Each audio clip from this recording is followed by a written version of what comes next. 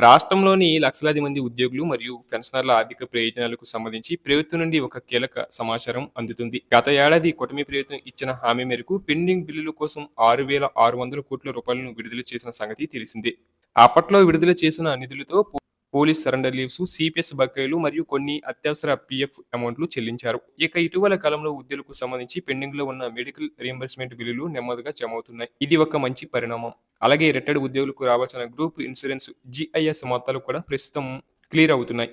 అలాగే ఇంకా పెండింగ్ లో ఉన్న బిల్లులు ఏంటంటే పెన్షనర్లు మరియు ఉద్యోగులు ఎంతో ఆశగా ఎదురు చూస్తున్న ప్రధాన బకాయిలు ఇంకా పెండింగ్ లోనే ఉన్నాయి. ముఖ్యంగా పెన్షనర్లకు రావాల్సిన డిఏ బకాయిలు, కొత్త పిఎల్సికి సంబంధించిన ఏరియర్స్, అలాగే సగభాగం పెన్షనర్లకు ఇంకా సరెండర్ లీవ్స్ నగదు అందాల్సి ఉంది. ఈ బిల్లులన్నీ ప్రస్తుతం ఫండ్ క్లియరెన్స్ దశలో ఉన్నాయని సమాచారం. వీటిని దశల వారీగా చెల్లిస్తామని ప్రభుత్వం చెబుతుంది. అలాగే మరొక విషయం ఏంటంటే ఏపీ ట్రెజరీస్ అండ్ అకౌంట్స్ శాఖ వారు పెన్షనర్ల కోసం కీలక మార్గదర్శకాలను జారీ చేశారండి. పెన్షనర్లు తమ లైఫ్ సర్టిఫికెట్‌ను జనవరి 1, 2026 నుంచి ఫిబ్రవరి 28, 2026 లోపు తప్పనిసరిగా సమర్పించాలి. వీటిని ఎలా సమర్పించాలంటే జీవన ప్రమాణ్ యాప్ లేదా మీ మొబైల్ నుండే సమర్పించవచ్చు. అలాగే ఫేస్ అప్లికేషన్ ముఖ గుర్తింపు ద్వారా కూడా ధృవీకరించవచ్చు. లేదా నేరుగా సబ్ ట్రెజరీ ఆఫీసు ఎస్టీఓకి వెళ్లి సమర్పించవచ్చు.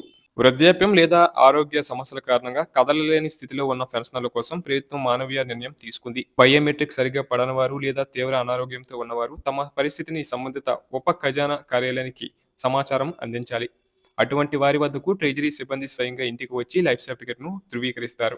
దీనివల్ల వృద్ధులకు పెద్ద కష్టం తగ్గుతుంది. పెన్షన్ నిరంతరాయంగా అందాలంటే గడువు లోపల లైఫ్ సర్టిఫికెట్ సమర్పించడం మర్చిపోకండి. అలాగే పెండింగ్ బిల్లుల విషయంలో ప్రభుత్వంపై ఒత్తిడి తెచ్చేలా సంఘాలు ప్రయత్నాలు కొనసాగిస్తున్నాయి.